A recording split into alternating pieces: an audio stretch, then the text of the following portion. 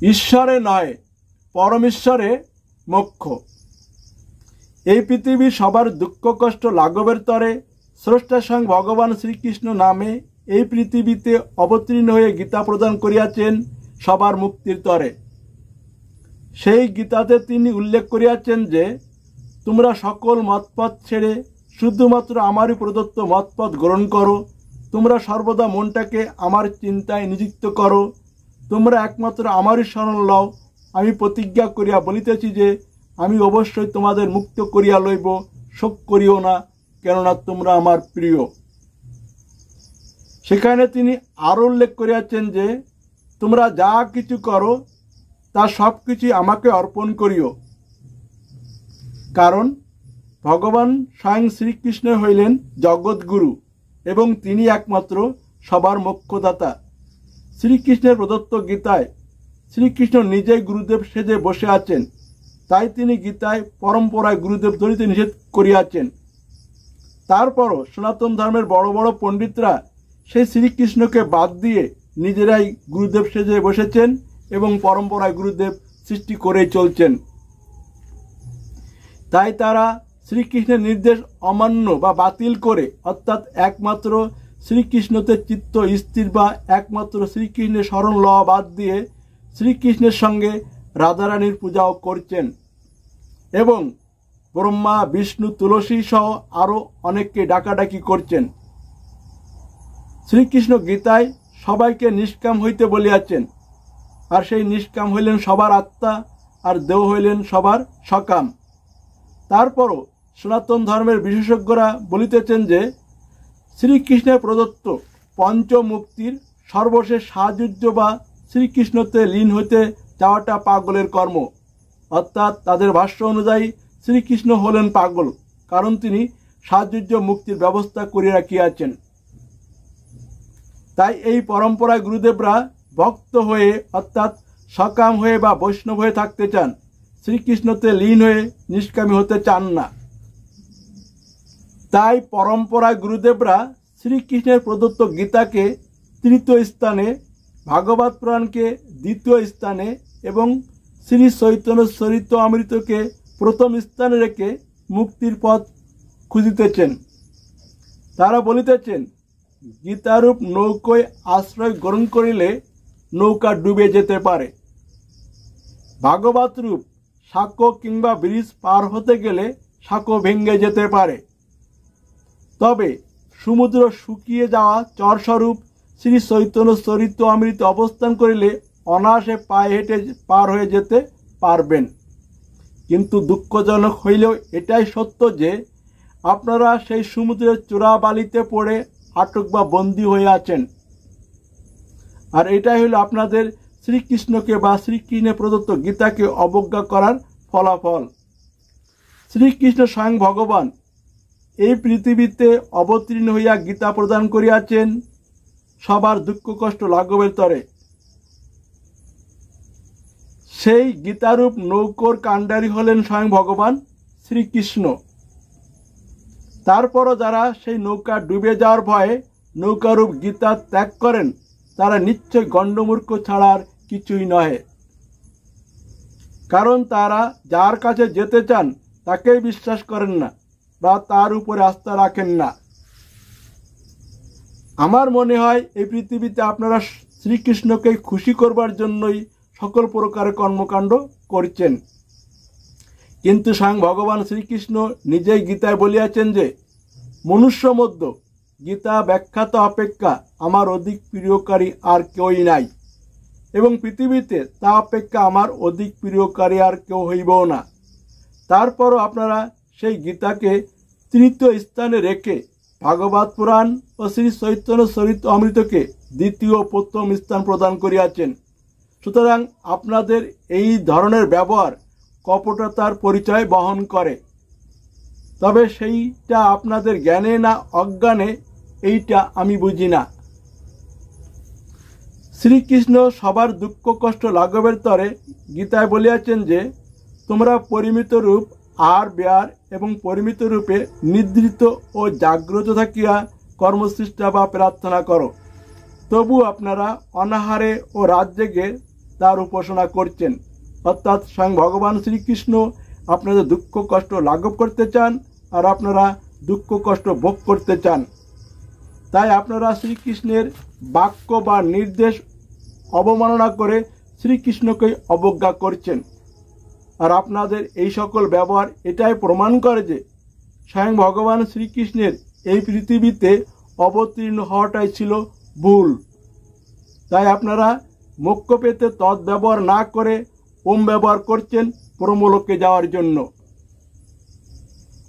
গীতায় শ্রীকৃষ্ণের বিশ্বরূপ এটাই প্রমাণ করে যে তিনি ছাড়া দ্বিতীয় আর কোনো ব্যক্তি বা কর্তা বা বস্তু বা পদার্থ নাই, অর্থাৎ সব কিছুই তিনি।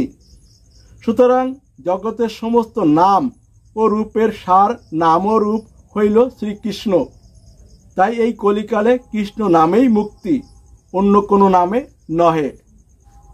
তারপর আপনারা অহংকার মুক্ত কৃষ্ণ বা আত্মা নয়, আপনারা অহংকারযুক্ত দেহ বা ভক্ত। তাই মহামন্ত্র হইল অহংজ্ঞানে বা বেদ জ্ঞানে শ্রীকৃষ্ণের বিশ্বরূপের বর্ণনা, যা মানুষ অবগত হইয়া শ্রীকৃষ্ণের ভক্তে পরিণত হইবেন মুক্তি পাওয়ার আশায়।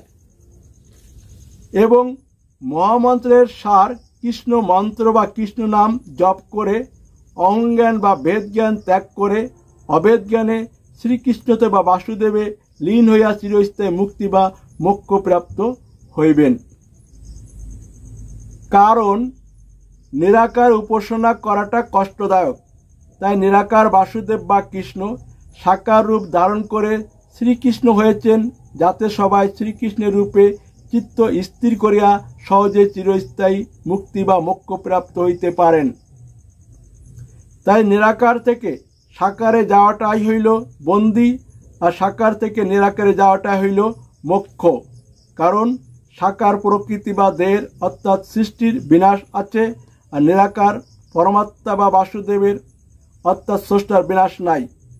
তাই আকার শূন্য পরমাত্মা বা বাসুদেবে অর্থাৎ স্রষ্টাতে লীন হওয়াটাই হইল মোক্ষ। স্রষ্টা স্বয়ং ভগবান শ্রীকৃষ্ণের উপরোক্ত প্রদত্ত নিয়ম নীতি নকল করে এই পৃথিবীতে এক ঈশ্বরবাদ বা একক ঈশ্বরের উপাসক বা ভক্ত অনেক সৃষ্টি হয়েছেন, যেমন হরিচাঁদ ঠাকুর, অনুকূল চন্দ্র ঠাকুর, বুদ্ধদেব, যিশু ও আল্লাহ।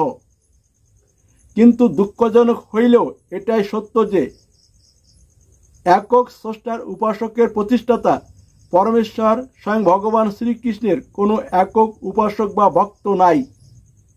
কারণ এই পৃথিবীতে কেউই ঈশ্বর ও পরমেশ্বরের মধ্যকার পার্থক্যটাই বোঝেন না বা জানেন না। পরমেশ্বর হইলেন অনন্ত কোটি ব্রহ্মাণ্ডের অধীশ্বর, আর ঈশ্বর হইলেন একটা ব্রহ্মাণ্ডের অধীশ্বর। আর প্রতিটা দেহে মোহযুক্ত ঈশ্বর অর্থাৎ মহেশ্বর। মহেশ্বর হলেন জীবাত্মা, ঈশ্বর হলেন আত্মা, আর পরমেশ্বর হলেন পরমাত্মা। তবে এরা সবাই স্বয়ং ভগবান শ্রীকৃষ্ণ অর্থাৎ বাসুদেব, কারণ তিনি ছাড়া দ্বিতীয় আর কেউই নাই, এমনকি আপনারাও শ্রীকৃষ্ণ।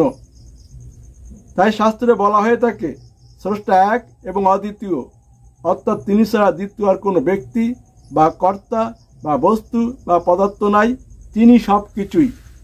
প্রমাণ গীতায় শ্রীকৃষ্ণের বিশ্বরূপ, যা দেখানোর ক্ষমতা শ্রীকৃষ্ণ ব্যতীত দ্বিতীয় আর কারোরই নাই। আর এই তত্ত্ব অবগত হওয়ার জন্য অবশ্যই সবার জ্ঞান ও বুদ্ধির প্রয়োজন, যা খুব কম মানুষই প্রাপ্ত হইয়া থাকেন। তাই গীতায় বলা হয়েছে যে জ্ঞানী ভক্তগণ অনেক জন্মের পর বাসুদেবের সমস্ত এইরূপ জ্ঞান লাভ করিয়া আমাকে প্রাপ্ত হন। এইরূপ মহাত্মা অতি দুর্লভ। তাই এক পরমেশ্বরবাদ বা শ্রীকৃষ্ণের একক উপাসক বা ভক্ত এই পৃথিবীতে খুবই বিরল। তাই পরমেশ্বর বা শ্রীকৃষ্ণ সম্পর্কে জানতে গেলে অবশ্যই আপনাদের দেহ ছেড়ে আত্মা হতে হবে।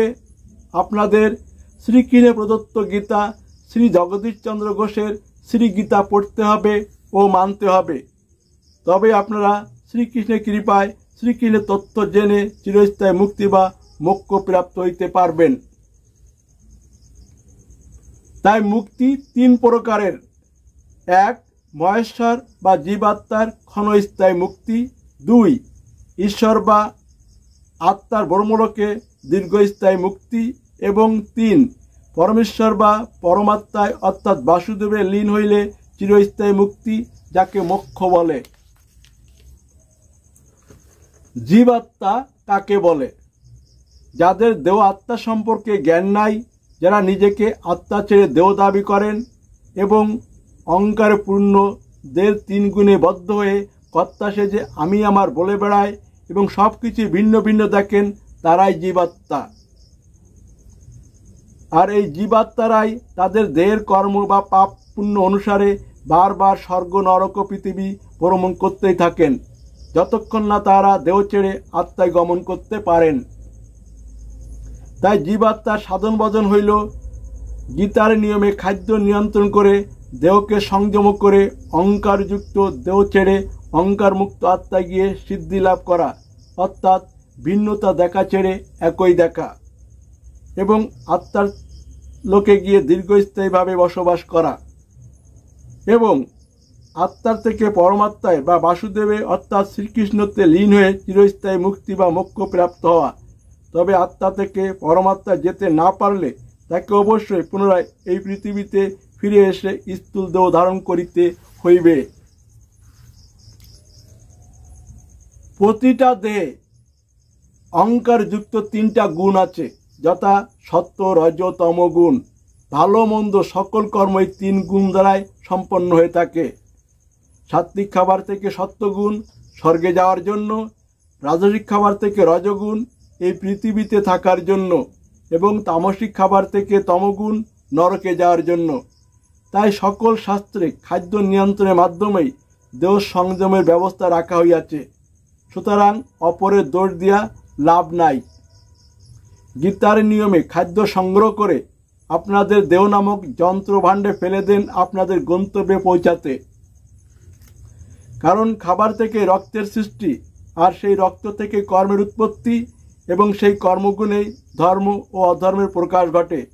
প্রমাণস্বরূপ বাঘ, সিংহ ও গরু মহিষের খাবার ও তাদের ব্যবহার এবং তাদের আবাসস্থল, এবং কলিকালে আপনাদের ধর্মীয় কর্মকাণ্ডে অর্থাৎ পূজা পার্বণে প্রদত্ত খাদ্য সামগ্রী। এই পৃথিবীতে সবার দেহ 25টা তত্ত্বে গঠিত, এবং সেই দেহ একটা নয় 2টা, যথা একটা স্থূল দেহ ও অন্যটা সূক্ষ্ম দেহ।